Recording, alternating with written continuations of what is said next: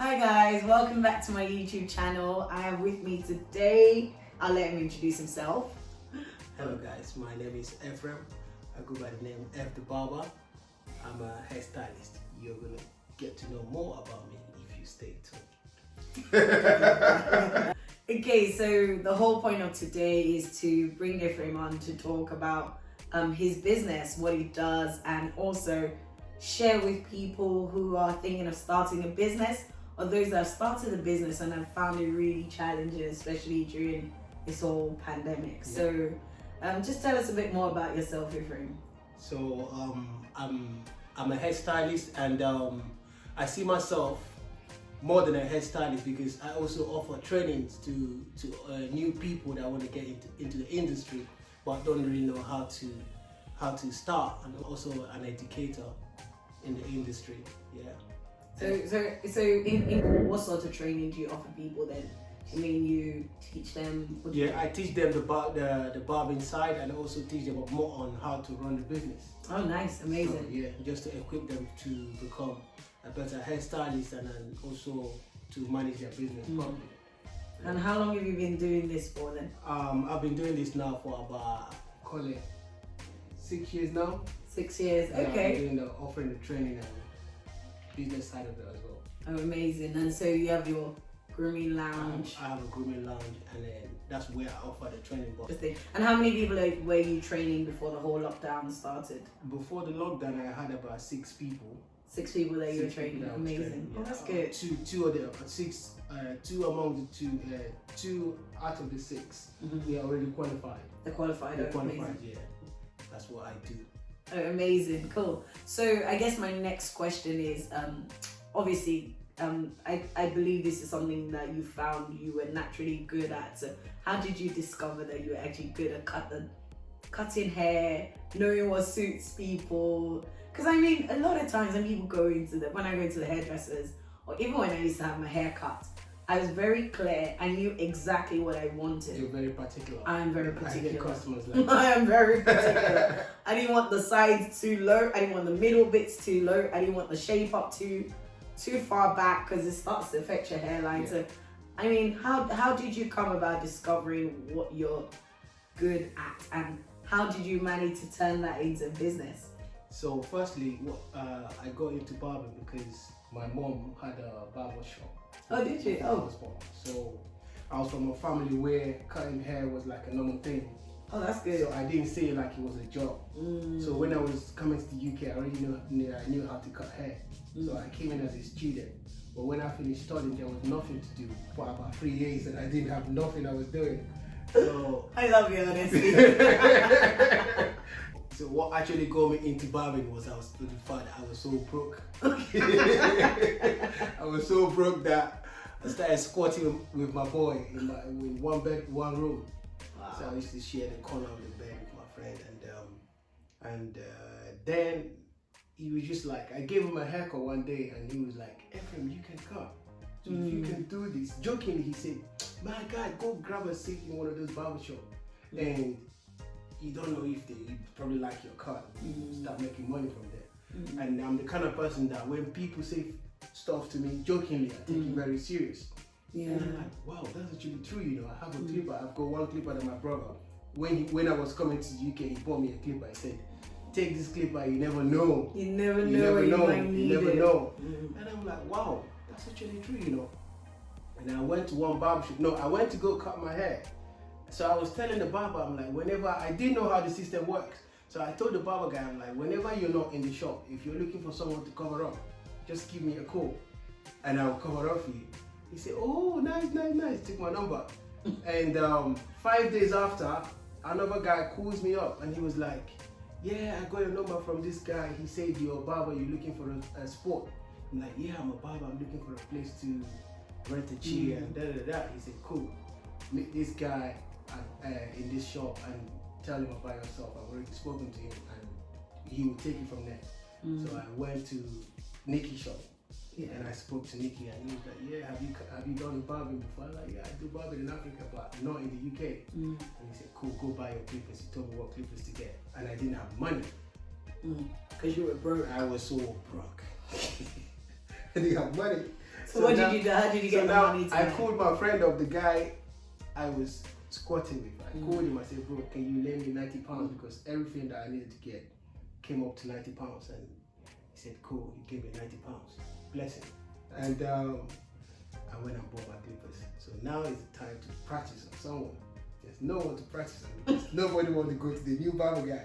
Exactly. People tend to be a bit apprehensive. Yeah, nobody want to go to the new. Trying it out. So finally, I met a guy came in, and I was able to like convince him for me to try out, and I did it.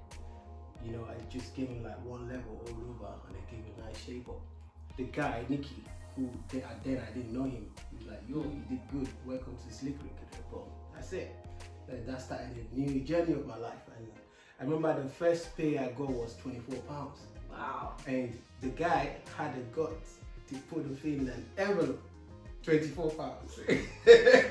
I mean, it's better than being broke. Yeah, right? but for the first time, I'm like, that's the first time in my life in the UK I worked for my money, not having to like work for someone through a job. That's the first time I worked for my money. I was so happy, but the fact that he put in an envelope, I'm like, wow.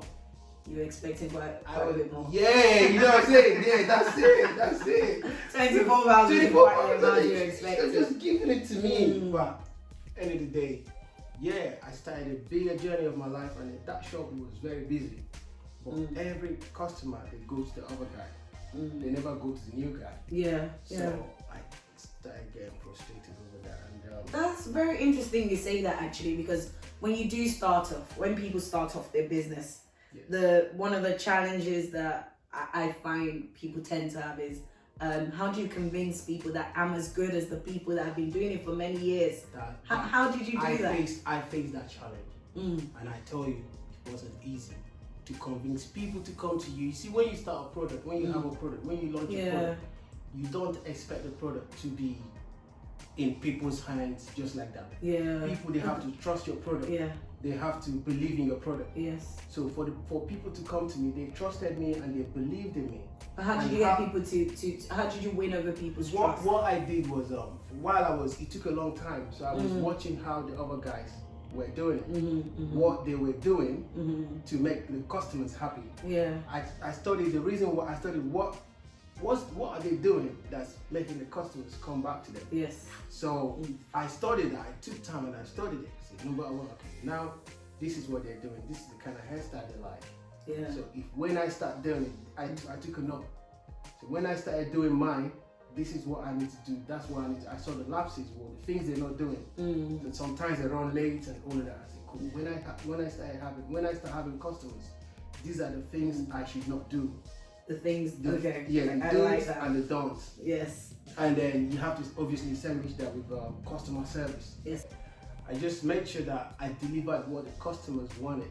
And if I'm advising them on what hairstyle to go for, I made sure that I knew what I was talking about. So that was the reason. That's one of the things that I can tell that kind of like put me on the side, whereby the customers started trusting my service.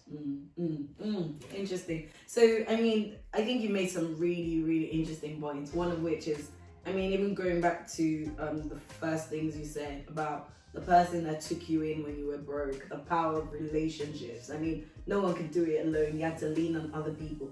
And also, the other thing that struck me is that cutting hair, I should say, is something that you probably didn't see it as something you were good at. No. But growing up, it was all around you, and you actually knew a lot more about it than you acknowledged. Yeah. And this is something that ended up being saving your life, a major source of income. So I think even to the person that's thinking, I'm not quite sure what I'm good at, maybe sometimes start by asking the people around you, because it was someone that told you, actually, you do this well, so maybe you could actually turn this into a business. So yeah, it's very encouraging actually. One thing is to get people to advise you or to listen to people. Another thing is for you to believe in yourself. Yes. So I mean, running a business is a whole different ballgame entirely. It's one thing to know that you're good at cutting your hair or cutting people's hair. It's another thing actually running a business. So what do you do to stay on top of your numbers? How do you know whether or not this is actually profitable. So the thing is, when I started attracting more customers, and I then realized that if I continue putting myself there, just being the only one that I rent cheap and working from other people's shop, I'm not going to be able to like grow for myself. I will continue working, and I'll just wear out. So what I needed to do was, I say to myself that what I needed to do is to build a structure where people will come in. If I get other people working for me, because I already have the numbers, I already have customers coming, I'm attracting more customers now. So if I have people coming into my shop and I have other barbers working for me, even if I'm not there, I'm still making money. Okay, you know what? I need to now build my own shop. Okay. So I started saving up to like get a shop going. I got a shop, but when I got a shop, cool. Since I'm trying to sell myself, so what I needed to do is to get people that want to get trained. So if I'm gonna sell my brand, I need to train people to carry on doing the same thing I'm doing. And obviously, if I'm getting any random barber, they're not gonna be doing the same thing F does. Because everyone does it quite differently. Yeah, everyone does it quite different. So I train them up. I have a guy now called Rion, and Rion and Candice, they do good jobs. So when I'm not there, I'm very, very sure 100% that Rion is gonna have my back. And also he's growing as well. He's growing as well. And he's getting more and more confident. He's getting more and more confident, because that's the other side of the job that people don't really stylists don't pay attention to. I'm not aiming for my staffs or anybody to continue working for me forever.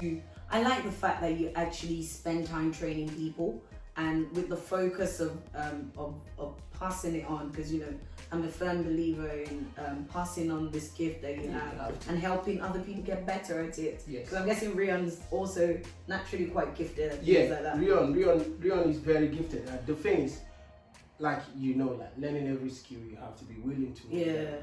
And you have to be patient. Absolutely. You don't they say Rome wasn't built in one day. So if you want to be a great stylist in my industry, you have to be able to you're willing to put in the hours. So when Rion started, that was in 2019. I told him, I said, Rion, if you're willing, if you really want to learn, I'll make sure that by the grace of God, you be the best barber in the UK in 6 months. All I need from you is your commitment. Absolutely. In 4 months, in the 4th month, Rion was already a stylist. Already a stylist. He was already I have to say, I do see quite a few posts with Rion, Rion's haircuts and what he's done. And it's amazing how much he's actually transitioned. Rion, if you're watching this, I bet you actually don't realize how many people are watching you. This is to remind everyone that whatever you do, people are always watching you. People who don't know you, never met you before, they are watching you. So very important. What do you do to stand out?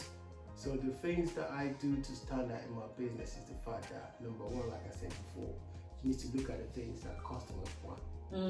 Basic things that when you go to the hairstylist to get your hair done, there are a few stuff that you're looking at for. Number one, you want to be able to go in a place and know that the environment is fine. Definitely. How do we get them to come back? So how we get them to come back, obviously the look of the shop, the environment, the aesthetics, absolutely. Also that we make sure that we listen to the customers. We listen to feedback. We are professionals. We know what we're doing, but the customers, they know what they want. Absolutely. So we have to listen to them. Okay, what do you want? We listen to them, and you know what? Sometimes you listen to customers, you realize that what they're asking will probably not look good. So you have to let them down easily. So you have to know how to communicate. If I drive up the high road, I'll probably see lots of places with a sign, barbers. But what you actually call yours is a grooming lounge. Why do you call it a grooming? What makes it different from your traditional barber shop? So the reason why I decided to call my shop a grooming lounge is the fact that, number one, you're not just getting a haircut. I say to my customers, you're getting more than a haircut, because if you look at a grooming lounge, it's you're going into a grooming lounge to feel good. Yes, absolutely. And then feeling good, it comes with you get your haircut, you got your manicure, pedicure, you got pedicure, you got your massage. Yes. It's like a beauty parlor. Yeah. So and then it's a body and soul. You know, you come in there, the music is not too loud, and the people, they're not having like a loud conversation. So it's more kind of like therapeutic for you. Yes. Going in there to get your beauty done. That's how I came about adding turning the kitchen into like a spa. And you have what, an osteopath? I have an osteopath there, and I have the girl that do facial. I have someone that do sports massage. Okay. So because obviously guys that come into the shop, they probably A lot of us need that. yeah, they're coming from training football and Yeah. daily activities. Maybe they had a long week at work, Yeah. so they needed that touch to like fix their back or fix their neck. So it goes beyond just your hair. It's also your mind, your full body, the whole body actually. The whole temple needs looking after, not just the hair. not just the hair. That's really good actually. And I like the fact that you understand where you're very good at and you staffed your weaknesses. You're not an osteopath, so you're not trying to you're not attempting to work on people's back. I'm maybe handed. If I do that, you probably need an osteopath to fix it. So you're not trying to do that at all. Rather, what you did was you outsourced that service to somebody else who's very gifted at it. And actually, what some of you might know or might not know is Ephraim. I call him aka the celebrity barber because he seems to be the go-to person for these celebs. I mean, he's cut hair for the likes of John Boyega, for Bishop T.D. Jakes, one of the Wayan brothers. And what I actually found interesting is this isn't just a fluke. I mean, I've not mentioned all the names because it's hard to keep up with all the guys he's actually cut hair for. But I found that they're all from different walks of life, but yet it seems your path has crossed with so many of these people. How did you find, I mean, there's this thing we say, you know, your gift makes room for you and opens doors for you. And I think that's been the case with you, but how did you get yourself into that world of being a go-to person for celebs? So, for me, yeah, I say like, whatever you're doing, and you're really good at it, like, I'm not doing the job because I'm just looking for money. Yeah. This is something I love doing. I enjoy making people look good, and that alone speaks for itself. You know what I'm saying? So I don't really know how I got to meet all these people because I'm just doing my thing. I'm just doing my thing. You know, word of mouth, and recommendation from maybe customer that had a good service, I offered a good service to, and social media, you know, like you said, people are always watching. But the bottom line is that doing your job like someone is watching. Yes, absolutely. You're doing your job like you're putting 100%, and you know that someone is watching. Someone is always watching you. Anytime I'm doing my job, I do it like, okay, you know what? I feel like someone is gonna mark. Like they will score me for the job. So I tend to like put 110% in. So yeah, that's the main thing.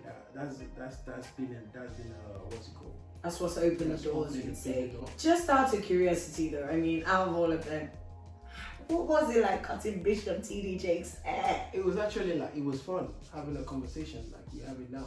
I always wondered what it was like, you know. I mean, Bishop T.D. Jakes. He's very funny. He's very funny. You see what people see on the TV or the thing. He's very funny. He's very funny. He is very funny. Seems like a very personable person. Yes. I mean, last time I did his haircut, he just, how you doing? That's it.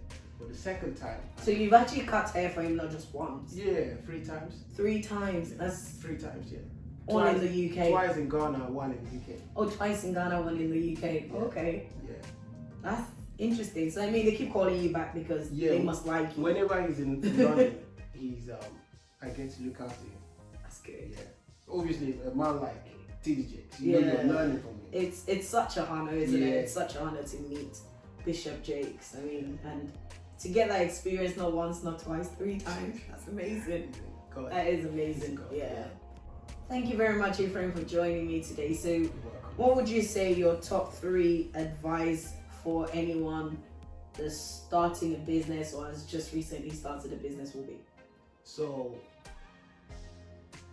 look, firstly, you have to know that starting a business is like you're embarking on a journey that you don't expect to like flip it around today. Yes. Oh my You God. have to know, you have to write things down. Number 1, you have to know what you want. Number 2, you have to know what you're giving out. Number 3, you have to know what the customers want. That's how you're able to like stand out.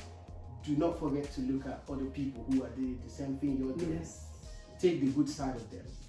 And the bad side, the things they're not doing, try to improve on it. Because if you improve on it, it don't just put you there in that level, it put you above your level. Yes. Because that's how you stand out. And then you just ride on. Be patient. Patience is very important. Obviously, you're embarking on a journey of 4 hours and you're just starting. You're hoping to get there like in 1 hour. No, it takes time. It takes time. Put your earpiece on and just keep going. You eventually get there. And when you get there, you realize that, oh, give tech credit. Say, yeah, I did a good job. Yeah, tap yourself on the shoulder. Tell yourself, I'm not doing too bad. I'm not doing too bad. You know? Obviously, it's not, money is not going to come for the first few months. Money will not come like the way you expect it. Yes.